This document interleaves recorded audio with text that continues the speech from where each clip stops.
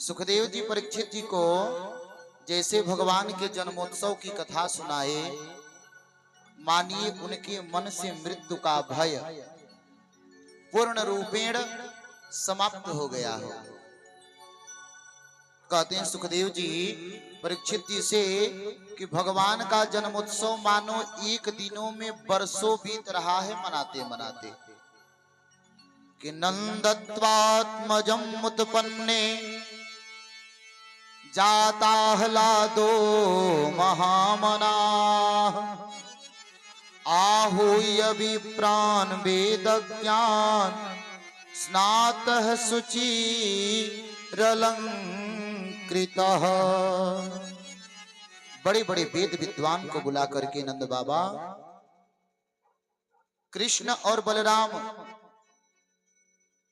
जो गर्भ का स्थानांतरण हुआ था ना देवकी मैया के गर्भ से रोहिणी मैया के गर्भ में जो संतान आए थे सातवें, उनका भी जन्म हो चुका है। बड़ा उत्साह है।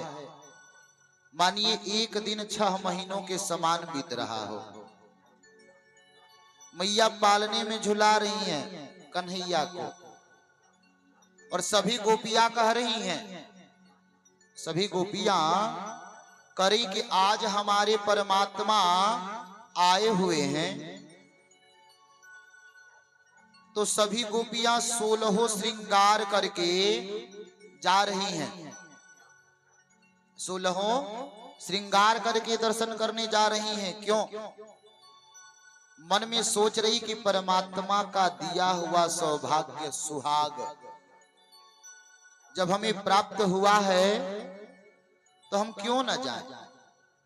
उन्हीं का दिया हुआ है, पर दिखाएं किसको? उन्हीं को तो दिखाएंगे कि आपने जो दिया वह हमारे पास पूर्ण रूपेण सुरक्षित है।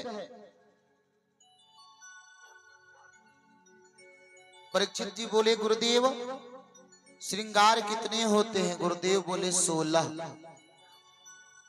बोले कि एक बार कृपा करके हमें भी बतलाइए वह 16 श्रृंगार है क्या? तो जो यहां पर उपस्थित है माताएं बहनें,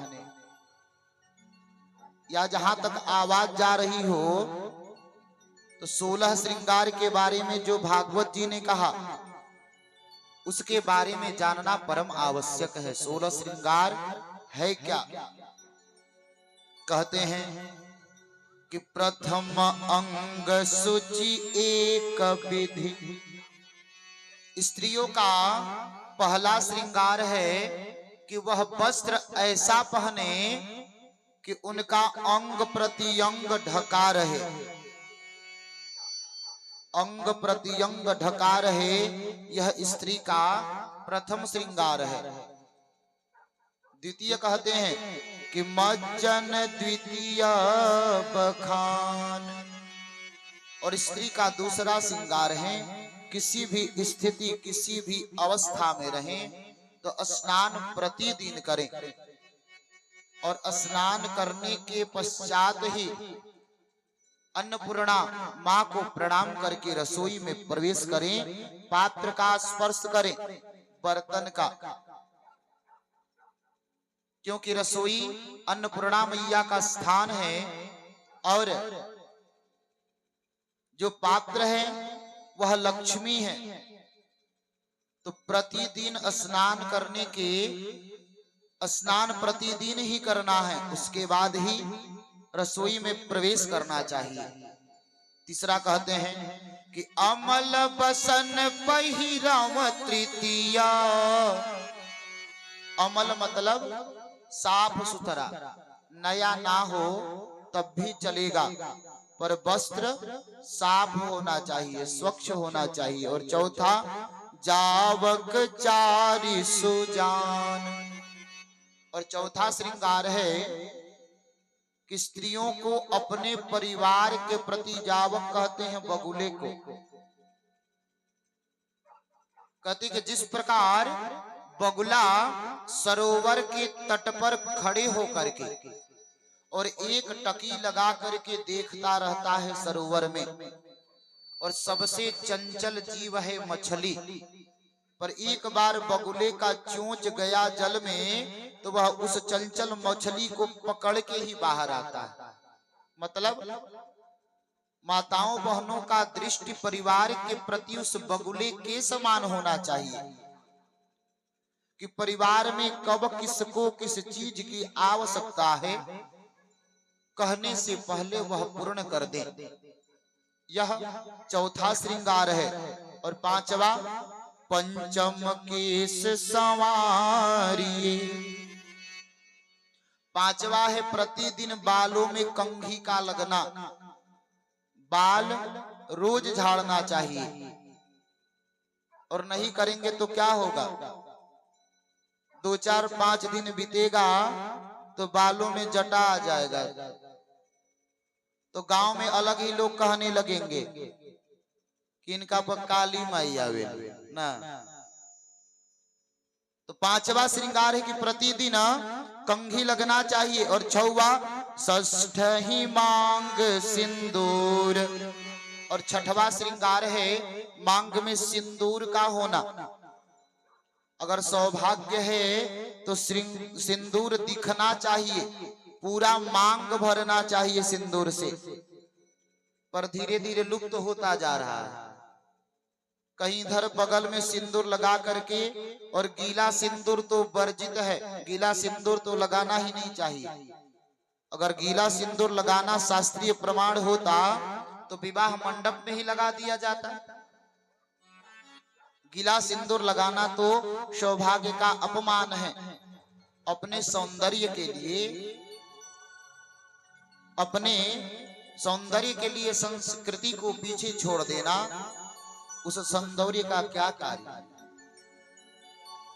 मांग बीच में सिंदूर का होना, सिंदूर दिखना चाहिए। अरे सौभाग्य मनाना चाहिए सौभाग्यवती स्त्रियों को। यह परमात्मा का दिया हुआ सुहाग है, तो हम क्यों छुपाएं। पर अब तो प्रचलन चला है, थोड़ा सा सिंदूर बगल में लगा लो और बाल ऐसे घुमा के ढक दो। पति देवता सिर में कहाँ छुपे पता ही नहीं ना। पर ऐसा नहीं होना चाहिए। सातवां क्या कहते हैं कि भाल खोरी सप्तम कहता। सातवां श्रृंगार है भाल, मतलब ललाट। ललाट पर जो हम लगाते हैं ना बिंदी, ललाट पर जो हम बिंदी लगाते हैं तो वह भी हमारे सौभाग्य का प्रतीक है। सातवां श्रृंगार है, वह माथे पर होना चाहिए। अगर उसका गोंद निकल जाए तो कोई पात्र रख लीजिए, कोई डब्बा इत्यादि, उसमें उसे इकट्ठा करते जाइए जब लगाने योग्य ना रहे। पर आजकल तो कथा करते यहां वहां सब जगह जाना। बाथरूम में स्नान करने चले जाइए तो टाइल्स पे, दीवालों पे, ड्रेसिंग पे सब जगह लगा हुआ है बिंदी। पर ऐसा होना नहीं चाहिए, वह सुहाग का अपमान है। आठवां क्या कहते हैं कि अष्ट चिलव किल तूर। आठवां श्रृंगार है कि चेहरे पर तिल का होना। और अगर तिल नहीं है तो जब हम भगवान का पूजन करें या जब हम तैयार हों किसी विवाह इत्यादि के लिए, तो एक तिल का निर्माण कर लेना चाहिए, कृत्रिम तिल का ही। पर चेहरे पर तिल का होना आवश्यक है। यह आठवां श्रृंगार है। और नौवां क्या कहते हैं कि मेहंदी कर पद रचन नव। नौवां श्रृंगार है हाथ पर, हथेली पर और पांव पर मेहंदी का लगाना। यह नौवां श्रृंगार है। पर उसका भी अब अपमान हो रहा है ना, मेहंदी का। हथेली पर छोड़िए, पूरे बाजू पर यहां से यहां लग रहा है मेहंदी। पर यह मैं बताया ना कि सौंदर्य के लिए संस्कृति का अपमान, यह अच्छा नहीं है। नौवां श्रृंगार है कि हाथ पर, पांव पर मेहंदी का लगना। और दसवां, दसम अर्घ जा अंग। और 10वां श्रृंगार है इत्र लगाना। तो यह तो अब है कई प्रकार के चले हैं इत्र परफ्यूम। यह श्रृंगार अभी लग रहा है कि बचा हुआ है ना। 11वां श्रृंगार कि 11 भूषण नग जटित। 11वां श्रृंगार है कि जब स्त्रियां आभूषण पहने तो उस आभूषण में एक आभूषण नग जटित होना चाहिए। उस आभूषण में नग का होना आवश्यक है। चाहे हम नाक में पहने कान में पहने, पर किसी एक में नग का होना आवश्यक है। इतिहास उठा करके देखेंगे पीछे का, तो जब स्त्रियों का सुहाग नष्ट हो जाता था तो नग जड़ित आभूषण उससे दूर कर दिया जाता था, प्लेन पहनाया जाता था बिना नग वाला, कि देख करके व्यक्ति जान जाएगा कि यह सौभाग्यहीन है, इनका सौभाग्य दुर्भाग्यवश नष्ट हो गया है। तो आभूषण में एक आभूषण में नग का होना यह 11वां श्रृंगार है। और 12वां 12 पुष्प प्रसंग। और 12वां श्रृंगार है कि विवाह इत्यादि या जब भी हम श्रृंगार से युक्त हों तो बालों में पुष्प को लगाना, गजला, बालों में गजला लगाना। तब तो यह केवल केरल में देखने को मिल रहा है और तो विलुप्त हो गया है ना। अब चल गया वो प्लास्टिक का बड़ा बड़ा दांत वाला, चल गया है ना। मैं पूछा एक बार घर पर अपनी श्रीमती जी से क्या है, कहने अब नहीं पता। हम बोले कि पता होता तो पूछते थोड़ी नहीं। तो बोले कि दिस इज क्लचर, इसे क्लचर कहते हैं। उनके दांत तो काकरोच की तरह बड़ा बड़ा। अब प्लास्टिक बालों में लगाने का क्या परमात्मा जाने।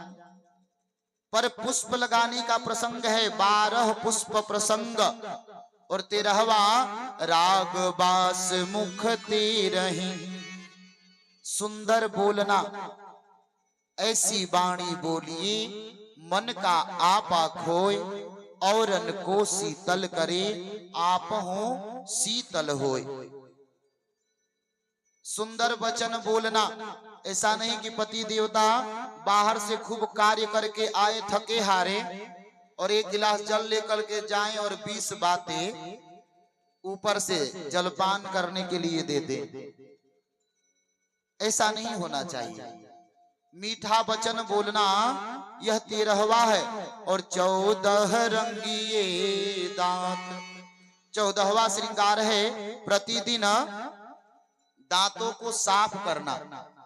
और 15वां श्रृंगार है कि अधर राग गति 15। जो सौभाग्यवती स्त्रियां हैं अपने अधर को होठों को रंगना, यह 15वां श्रृंगार है। कुमारियों के लिए नहीं, कुमारियों के लिए ना मस्तक पर बिंदी लगाना, ना सिंदूर का नाटक करना और ना ही होठों को रंगना। 16 श्रृंगार के अंग में से कुमारियों को तो पूर्ण रूप से विवर्जित है। पर मैं बताया था ना, कलिना अधर्म मित्रेण। कलयुग आरंभ हुआ तो अधर्म को ही मित्र बनाया। लोग सौंदर्य के लिए माताएं कम लगाएं, पर बोलिए जय श्री कृष्ण। और 16वां क्या कहते हैं कि खजन खोड़स भान।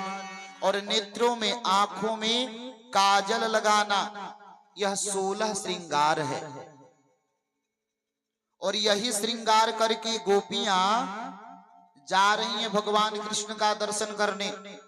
यह मन में विचार करके कि हमारा सौभाग्य है कि हम सुहाग से युक्त हैं, तो फिर उस परमात्मा का दर्शन करने जा रहे हैं, तो बिना सुहाग का क्यों जाए। यह 16 श्रृंगार है। कहते हैं सुखदेव जी परीक्षित जी से कि रोहिणी च महाभागा नंद गोपाभिनंदिता व्यचर